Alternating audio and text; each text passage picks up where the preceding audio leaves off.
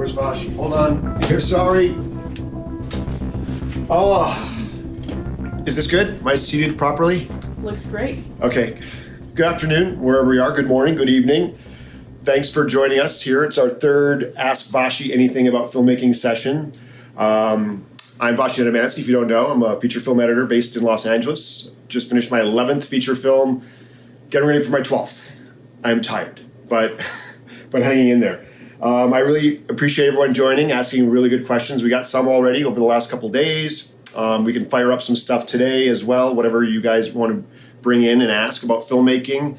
I'm in my lair. I'm just working on a documentary here. So I'd like to take a break for 25 minutes, 30 minutes, whatever you think, or whatever is enough to get some of the answers across. And we will be archiving all these Instagram lives on our YouTube channel, which is just YouTube Vashi Visuals. The first two are already live. You can go check those out if you want to know more or learn some other stuff that people are already asking. And then I will be here today. Well, I'm here right now, so whatever.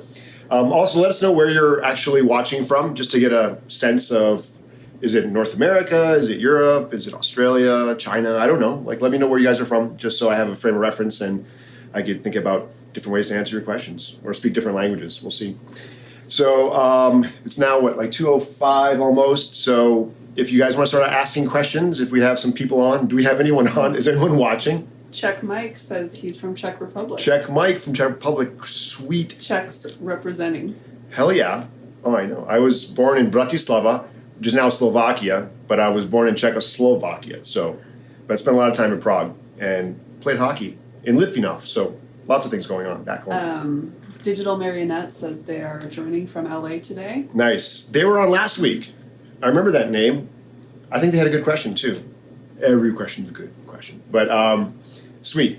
So we got LA, we got Czech Republic. That's better than nothing. ATX in the house. Very nice. All right. Do we want to start with some questions? All right. Yeah, I think fire it up. Everyone's still joining. We can kick off the first question here. We had a great question from Carlos on Twitter. Mm-hmm. Oh, we got some more people joining from Brooklyn. LA. Nationwide, global. This is a global event right now. We're international here at Vashi Visuals. No, but what's cool is on my website, I just was informed the other day that my articles and blog posts have now been seen on every country on the planet. We have the analytics, so I think it's like 270. How many? I don't know, like 200 countries. But every country that has the internet has been able to watch some of my ramblings. So that's kind of cool. Makes me proud. Philip is joining from Sweden. Nice. Awesome. Tack. And skål. It's not vodka time yet, but soon. All right. Well, What's the first question from Carlos? I'm going to kick off with Carlos's question from Twitter. He asks, from the very beginning of getting your footage, what is the best way to organize all that video to help you get started on your first edit? Really good question. As I've stressed before, organization is the biggest thing that I start every project with, and it's super important because everything you do downstream is going to reflect on how you set up your project. If you have stuff just scattered and floating and not in the proper folders, not organized well, it's only going to get worse the further along you get. And especially on a feature film when you're dealing with hundreds of hours of footage, it has to be split up in folders by scene. I'll have every folder that I work on. An average film might have 100 different scenes. So every scene will have its own folder with all the footage from that scene shot in there. So I can open up the folder, look at it both visually on the thumbnails, or drop it in a timeline, which is another thing I do, which I'll explain in a second. But so folders are huge, and sometimes I'll also have the footage in the folders of the day it was shot. So day one footage. So everything that was shot in day one will be in one folder, so it's chronological. Then I'll have a printout that shows me what scenes were shot on that day, so I can cross-reference, because day one, they could have shot scene 15, shot scene 90, and scene 30. Completely different time periods in the film, but shot on the same day. So organize your footage multiple ways, in folders for the scenes, and hopefully days if you shoot on a larger production, or if you shoot a commercial, you have day 1, day 2, day 3. So start there, and then in your timeline, what I do is I drop all the footage in a timeline, on one timeline, and I put markers at the start of every new scene or new take. So that way I can use the next marker keyboard shortcut and go right to that next shot or next sequence of shots and be able to bounce around really fast and figure out all that footage. So I'll have 5 hours of footage on a timeline, but I can just go to the next shot, next scene, whatever, using the keyboard shortcuts for marker, next marker, or previous marker. That's a really easy way to visually see all your footage and bounce around and get to the shots you want. So good question, Carlos. Awesome. And we have a couple other questions coming in right now. Sure. We've got people joining from India, from Turkey. Nice. Let's see here. We had a question. What do you got? Someone was asking, Patu was asking, can you please explain codecs? Because I don't really understand them. Please get into codecs. Please get into codecs. Codecs are the different formats that cameras record material, and then also when you're editing, the different flavors of video file or audio file that you have to deal with on a production. So a Red shoots RAW format or codec. A Canon can shoot everything from MP4 to whatever else. Different cameras shoot different codecs, and that codec is usually assigned with that camera or that brand of camera or whatever. So the computer and the software has to be able to decode that codec and be able to edit with it. I use Premiere Pro because it is codec. Basically, it doesn't matter which codec you use. You can literally take the raw camera files, drop it in your timeline, and just start editing. A lot of other workflows, and you have to make proxies. You have to transcode it into one codec, like a QuickTime file, a ProRes file, whatever else, an AVI or a Cineform, and then you edit with just that. I prefer using the raw camera files, so I have like the highest quality with no changing of the codecs. So the codec is just basically what the camera captures and what you are given as the editor. So there could be lots of different codecs, and your two choices are either dump it into a timeline, edit raw natively, or transcode it so the computer can more easily handle it if your computer's not that strong, or you just want an even one codec. So that's what codecs are, just the capture format of different cameras and devices. Awesome. And we're going to try to get to everybody's questions here. We had a lot coming in from Instagram and Instagram Live. We did have one question from Sanjay, who I know was on last week. Hi, Sanjay. He had a question that I know has been something that's come up recently on several jobs for you. How stable do you think Premiere Pro is? Have you had any experiences? And I know sometimes that's to do with the hardware as well, but you can speak to. Yeah. Let the experts speak. So the questions are basically, how do I have problems with Premiere Pro? Yeah. I have had problems in the past. Like usually the only time I have problems are when they release a new version. There's still some bugs that aren't worked out, and you should never update to the newest version just because you can, especially if you're in the middle of a project. That's like a classic faux pas that filmmakers will do. They're like, oh, sweet, new features. Let me grab these new features and try them out. But you're on a project that has a deadline or a director in the room, and then Premiere either crashes or gets buggy or it doesn't respond the way you want, and that's on you. Don't update until a little while later. My biggest thing that I've always talked about with Premiere Pro and pretty much any NLE is how you set it up, your hardware, your software, the drivers, everything that's involved in making a clean, smooth system. If you don't have that set up properly, things are going to get buggy, things are going to crash. I'm on a Mac, an old Mac here for one of my edit bays. I have a huge PC station over there. That's my monster one. That's like 24 cores and 192 gigs of RAM. But this is my day-to-day one, this old PC or old Mac cheese grater. But I set it up initially clean, installed all the software that I want, the right hardware, the right drivers. I update all that stuff. I probably have crashed maybe once in the last like 4 or 5 months, and I edit every day, almost every day on this system. So I really believe it's once you dial it in and get the settings and the preferences, the drivers, everything up to date and smooth, then you're good to go. So that's my take. But that goes for all edit systems. It doesn't matter what you're cutting with, it has to be optimized.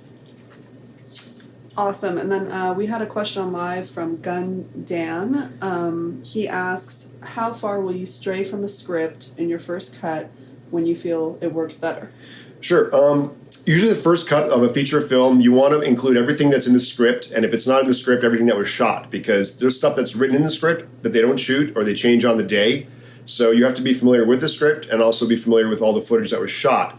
And the first cut is definitely for the director. You're trying to make your creative decisions to make it really play well and be smooth and have a nice flow to it, but you want to really include everything. After the first cut, when you start addressing the second cut and moving forward, then you can start either pulling out sequences or moving them around in the timeline or cutting out a sequence because you think it's not doing anything. But it behooves you to show everything in the first cut because the director wants to see everything. And it's going to be painful. The first cut always looks horrible. On 6 Below, the last feature I edited, our first cut was 2 hours and 49 minutes long. And that was the long, all scenes, all in. The final version of the film was 1 hour 30, 90 minutes. So I basically cut out, 249 to 130. So whatever that is, more than an hour of footage that takes so long to build, so long to edit. And we cut out 74 minutes. So definitely make the first one long and then start addressing it, and you can be creative as an editor and suggest things. But remember, you are serving the director. It's not your show. You're not here going, man, this is going to be so cool if we did this and that. Give them what they want first, and then find the leeway to try and infuse your essence and your creative thoughts and your approach to storytelling after that. As time goes on. Yeah. Got it.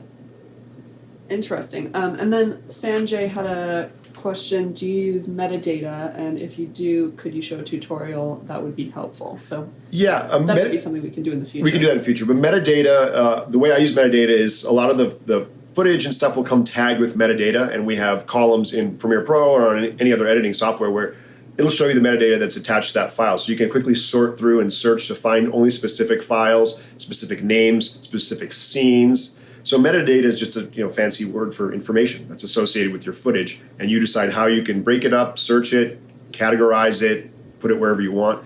I'm a more visual editor where I like to see all the footage, but I do use metadata if I have my search engine for markers. If I want to see all the markers I have in scene 35, I'll just type in scene 35, and it'll show me all the shots that are tagged with scene 35, so I can quickly see all that. So we can get into that on another day.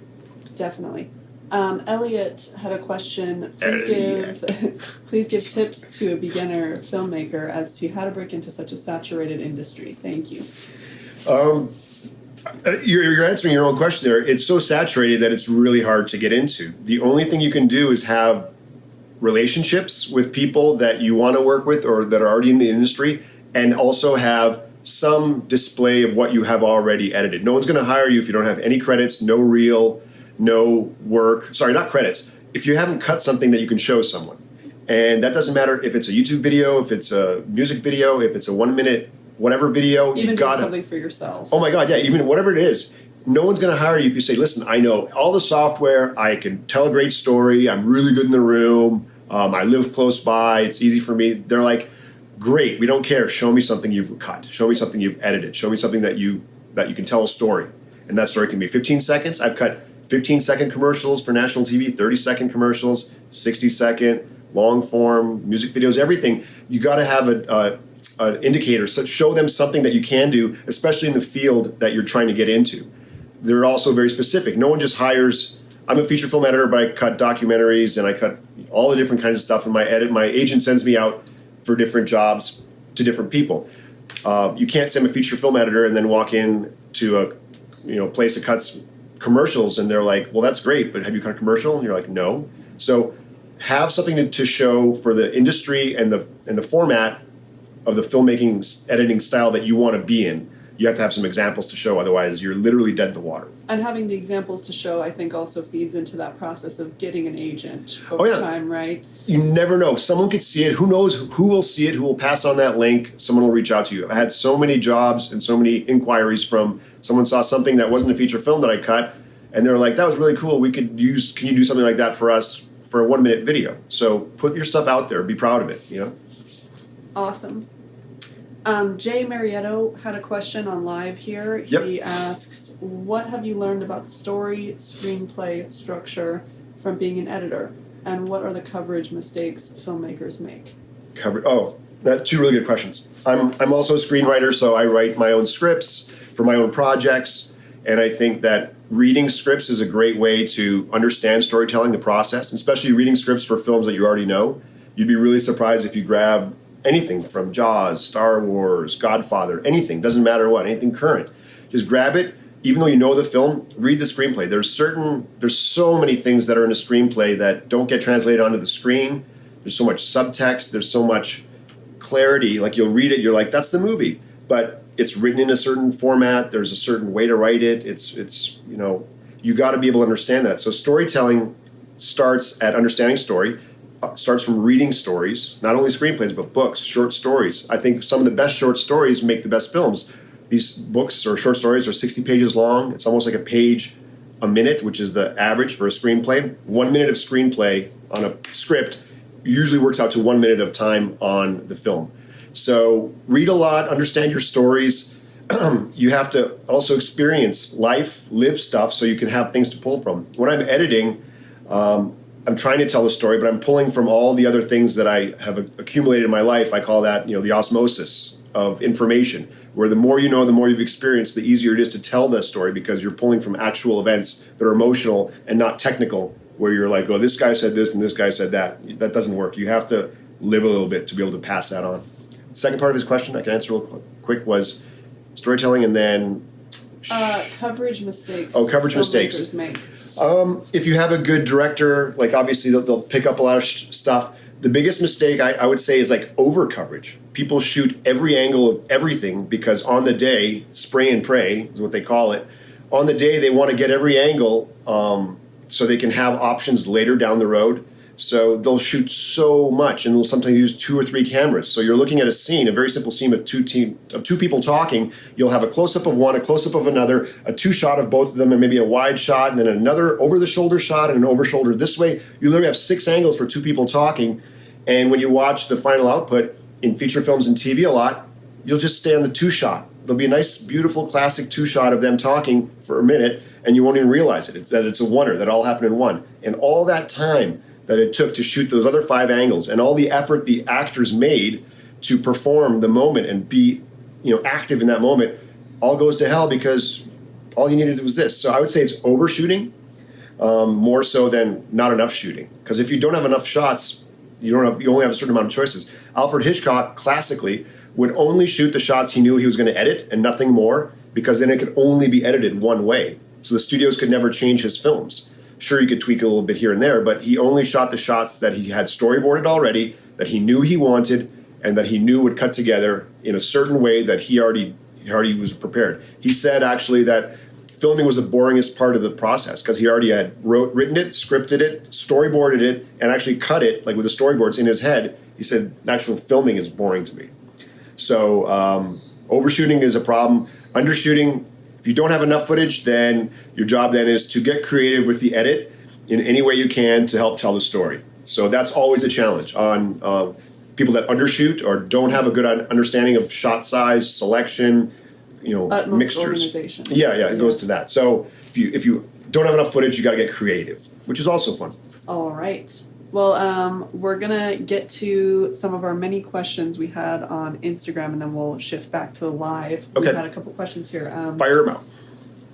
Bad Raven Films had asked, "Hey Vashi, do you use any unique peripherals like mouse, keyboard to maximize efficiency?" Mouse. You know what? Mouse. I've tried like the Wacom tablets and stuff and the pens and whatnot. I don't like it myself. I honestly try and get everything keyboard shortcutted. I have mapped out, like 100 plus things that are specific to me on my keyboard shortcuts. I really like keeping my eyes on the screen and being able to navigate with the keyboard and the mouse just to move the playhead. So I'm more of a keyboard based with mouse supplementing. I don't use the tablets. What other tools are there? I think like it's scroll balls, or I know some new shit. The gaming things, I don't use the gaming things. I go back to the keyboard. Although, it's like Eddie Hamilton, who cut like Mission Impossible Fallout and stuff, he has one of the gaming mouses that has like 20 buttons on it, and so he's just like, so he doesn't even move very much, but he has it all mapped out. That's the only thing I'll probably be interested in because I want to have the relationship between just keyboard and mouse. I want to keep it simple and as clean as possible. So. Yeah, I'm not one for peripherals, but and everyone. You're more keyboard. You use the keyboard more so. Yeah. Than the mouse. But then, I worked with Tyler Nelson. He cut some of the Mindhunter at Netflix and the House of Cards team, and a lot of those guys and girls do use Wacom tablets and the pens. So They're doing a lot of After Effects as well, going back and forth. Those shows are heavy on the VFX, so they like that. But I'm a mouse man myself. Chris says, get a Razer Naga with 12 macro buttons and you can edit with one hand. Oh, God. That's true. I mean, I should probably try that because if it's all under one hand, the other hand I can just be doing whatever. Just so cool. I will. I'll look into it. For sure. Awesome. Bad Raven said, thank you for the answer. Oh, yeah. My pleasure. Naura Sayad asks, what's your advice on how to learn After Effects and be a pro? After Effects is a sneaky one for a couple of reasons. As an editor, I have to know it these days. In the past, you didn't. You would have to pass that on to a VFX editor. When I first opened After Effects like 12 years ago or 14 years ago, I literally opened it and said, all right, where's the lightsaber button? Where's the explosion button? I should just push a button and an explosion will appear. Had no idea what I was dealing with, the fact that it's layers and that you actually create everything from scratch. So like 10 years ago, I started, the best resource I had, because I didn't go to film school for After Effects or anything, was Video Copilot, which is a website, Andrew Kramer. And he has tutorials going back to like 10 years from the most simplest thing ever to the most complicated. And he has his amazing videocopilot.net, I believe, a really, really popular and super informative website. He did so much that he got asked by J.J. Abrams, Jesus, to go to Bad Robot and do the credits for Star Wars, the first Star Wars that J.J. did, and now he's doing credits on Star Wars and everything else because he became so good at it and created so many other things. So I would start like Video Copilot, to be honest, because it's filmmaking information that we actually use, that filmmakers use and short filmmakers use. Film Riot's another great website and a great bunch of guys. Ryan Connolly, his demos and tutorials on After Effects in the workflow are amazing. So it's all at your fingertips. Just don't even Google it. Just go to Video Copilot and Film Riot for After Effects and more. Next, what do you got? We've also got multiple questions around this. What is your current editing setup like? Do you use Mac or PC for the majority of your work? Also, we have Tay Films who is asking about your screens. Do you need big screens? What's your setup? I have literally my main edit bay where I have access to it all day long is this Mac cheese grater. It's a 12 core, 128 gigs of RAM. Just SSD for my main drive, but I do all my work, like my Photoshop, my emailing, my mail, my other work on this, so it's not the most powerful thing I have. My PC is my main station that I work on, professional and the high-end jobs, because it is a 24-core Dell 7920 desktop, huge, with 192 gigs of RAM and like 4 terabyte single SSDs, and I have a couple NVIDIA. What do I have? I got a 1080 and a M6000, so it's like altogether like 24 gigs of video RAM. So I can pretty much edit 8K on the fly natively and have hundreds of hours in a project for that. So that's what I use to really plow through anything, especially when I'm on a deadline, especially when it's with a client that need to see results right away and I can't be messing around. My Mac is fully functional. I'm cutting 4K here in Premiere Pro. But it's now 10 years old, and it could crap out at any day, but it hasn't. But this is what I have when I'm just doing stuff, and then I have my other station for the heavy lifting. So I use both Mac and PC. I really don't see it. I don't have any difference or any issues with either of them. The only thing I don't like is the control button on PC keyboards. I hate that because it's not like that when you do like Apple Save or Apple Quit or whatever. I just hate that one. So if anyone has a solution how I can have a Mac keyboard on a PC, let me know. Give something back. I'm dying over here. Next. We've got from Parker Nyquist on Instagram. What's the first thing you look for when you scrub over your footage for the first time? When I look over my footage, let's say I'm working on a feature film, and on average I'll probably get 4 or 5 hours of footage a day. I'll put all of it on a timeline, on one timeline, chronologically as it was shot. I'll start and I'll just hit play and I'll watch in real time, so I can see all the footage, and I'll hit a M or whatever keyboard I have to drop a marker above the sequence. So if anything catches my eye, I'm just hit an M and I'll let it play and I'll watch everything. And then I can go back and look at what I marked and see why I marked it, and then try and make selects what I'll usually do is I'll have a row of 5 hours, and any shot that I like, I'll take it and move it up one layer in my timeline, so it's on V2 instead of V1 after I've marked it. So then I know that that's like a better shot or something that I've said, this is important, this is going to be evident. Now it's great because I have a 5 hour timeline that's really long, but I can see all the little clips that are one higher, and those are my selects. So I can copy paste those into another timeline, or I'll go back to those, and from that I'll pick one more layer higher and move them up to a third layer if they're like perfect. If I'm like, these are gold takes or circle takes from the director or something I know I'm going to use, I'll go on the third level. That way I can see everything, I can go to important shots that I've tagged, and I can still keep the continuity of how it was shot, because to me it's important to know scene 1, take 2, take 3, take 4, especially when the director comes in and says, show me scene 1, take 4. I know I have a marker from previously, or my assistant will do it. There'll be a marker at scene 1, take 1, a different color marker from my marker that I'm just looking at nice shots. And then, so if there's a red marker at scene 1, take 1, and then there's a red marker at scene 2, take 1, I'll be able to see there's 4 shots in between, and I'll just mouse or click over to the 4th shot so I can show the director. And that's super important. Half your job is finding footage quickly to show the director. They don't understand how hard it is. Like I said, on Deadpool, we had 550 hours of footage. So, that's a lot to manage, and it's a lot to try and get around. So you gotta have markers, and you have to have a really organized system to be able to control all that. So that's what I do. I mark my shots, raise them up a layer to let them stand out, and drop markers on the first take of each new scene as we go through. Awesome. We had a couple questions from live, and then we'll jump back and do 2 more from Instagram. Okay. A couple people were asking here, Sanjay and R2R, Vashi, do you have low moments on your edits, like a lack of inspiration? What do you do if that happens? And Sanjay had said, what do you do if you feel low or bored during an edit? As a professional, you get low, definitely. I can't get bored because I'm on the clock usually. It's a slog. You're on a deadline. I'm on a deadline. I have to get the edit done. I have to get the notes done. I have to get everything done. So at that level now, and you're getting paid for it, and there's people expecting stuff all day long, there's no time to get low. There's always so much that has to be done that it's almost the opposite. On my personal projects, I'll get low because I'm like, there's no pressure, there's no timeline. Anne-Marie can speak to this. How's that cut coming? Oh yeah, just percolating. It's coming. It's up here still. When you have a lot of time, you can keep it in your coconut and not actually edit it out.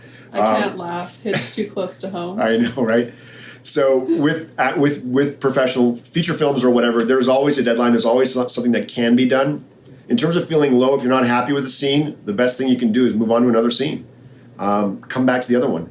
We were talking about it on one of the other sessions where how do you start an edit? And be it a short film, a feature film, documentary, I head to a scene that I'm really familiar with where I looked at the footage and I've already basically cut it in my head. I'm like, oh, we got this and then this and this. This is going to look great.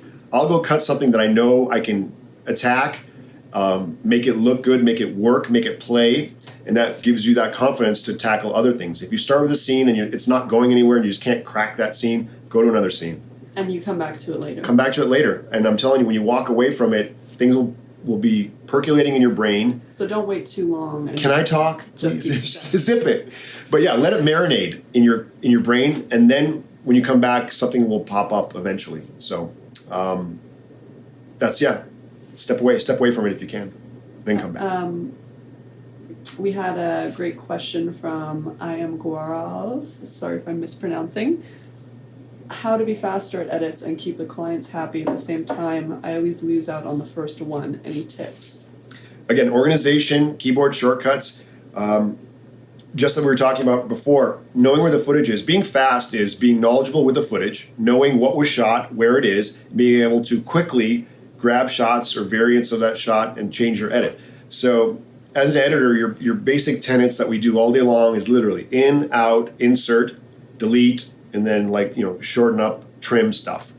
You can only do that when all your footage is absolutely absorbed, organized, and easy to get to. Like I said, on a feature film, I'll get 5 hours of footage. I'll mark everything, so every new scene has a marker, so I can quickly go to that scene, and I see how many takes there are, and I can grab another take or show another take to the client.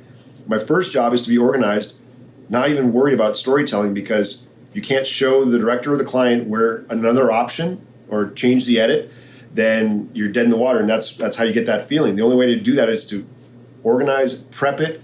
If you have an assistant, wonderful, have them prep it exactly the way you want so you can attack it, and then work on some of those keyboard shortcuts or specific tasks like swapping one shot out. If the director says, I don't like that shot, let's try another one. Know the keyboard shortcut where you can click on it on a shot and just literally swap out with another shot without changing the end point, so you're not like moving stuff down, grabbing another shot, putting it in, deleting the old one, closing that gap. That's too many steps.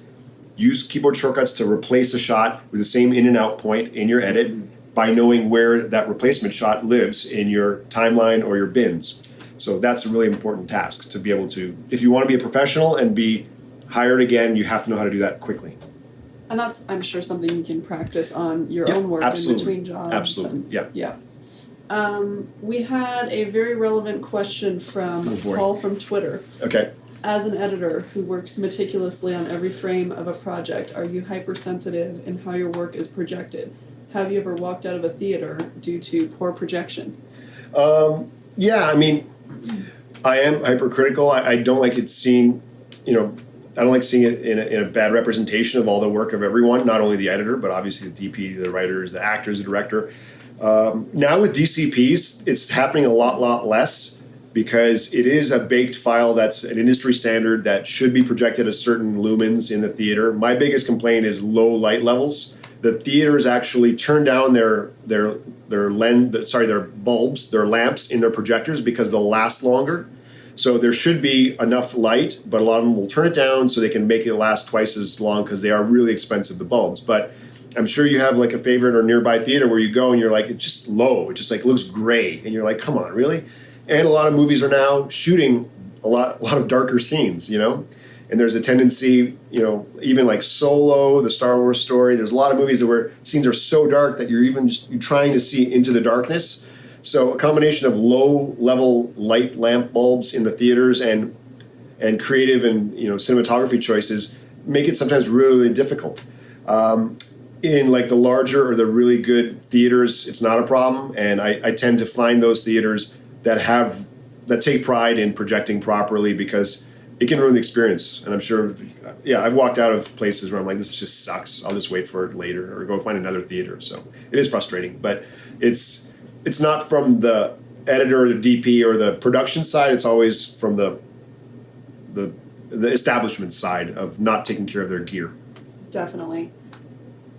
We had a couple similar questions, and we may do a future tutorial on this, but just to throw it out there right now. I'm Gaurav, and the Film Walla were asking about color grading. How do you color grade so fast? A couple questions in here. Yeah, if you want to get into color grading. Color grading. That's how you do it fast. Can you see that? It's my tangent wave from a couple of years ago. This is any panel like this for color grading, and I use DaVinci Resolve for my grading. Get a color panel, borrow one, steal one, 3D print one. You got to get one because it's so fast to be able to balance the grade, move to the next shot using a button, copy a grade you just made with another button to a shot forward, one shot or 2 frames or 2 shots forward. If you want to color grade fast, you have to get some kind of panel. And there's a lot of options right out there. I use the tangent wave, and I've graded 8 feature films on that and just hundreds of commercials and music videos and whatnot. So there was kind of get a panel, a sub question to that as well, which was, should I use a LUT? I always mispronounce LUT.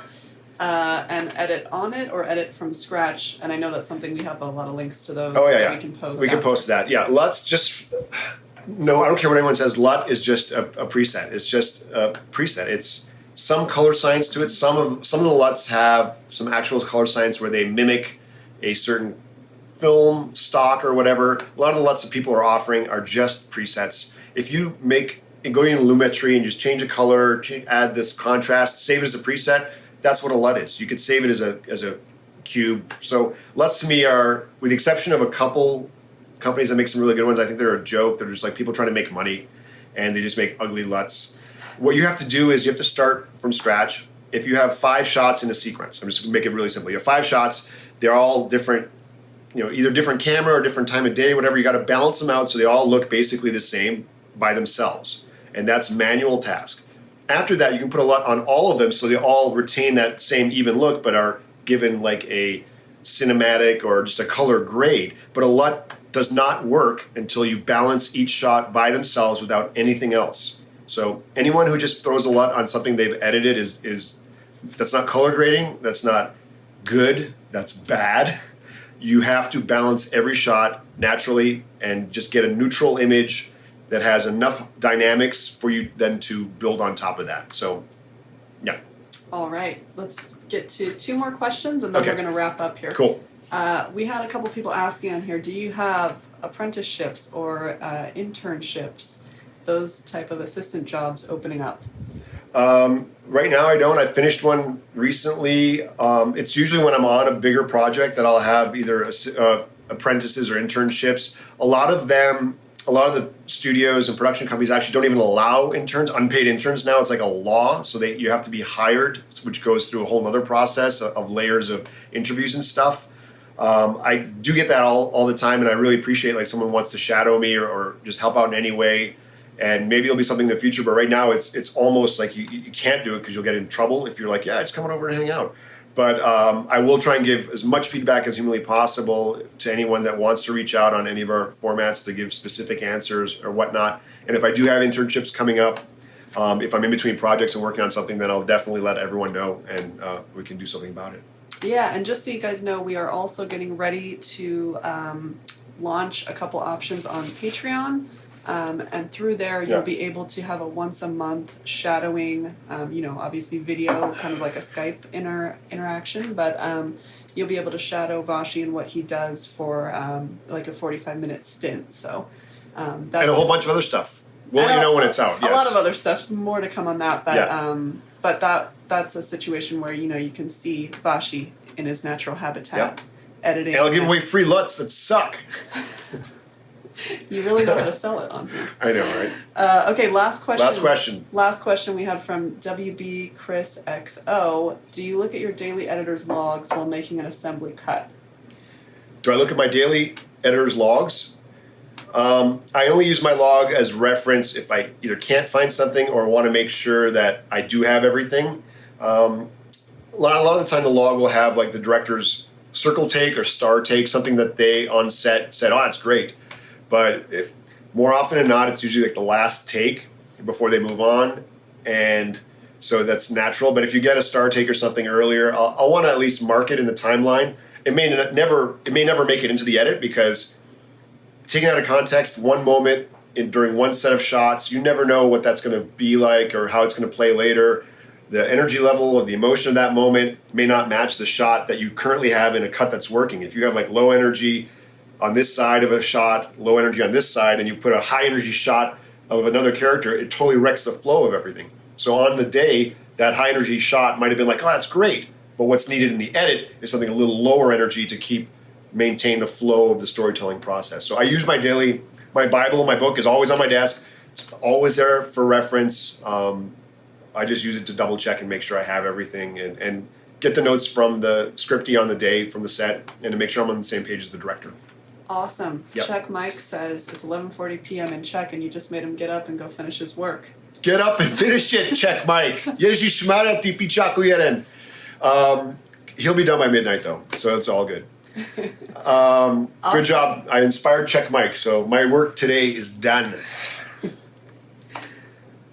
Awesome. So are we good for today? We're good for now. That's all the time we have for today. But any questions we did not get to, we will try to get to on the next round. I'll let you guys know when we're going to be doing another live.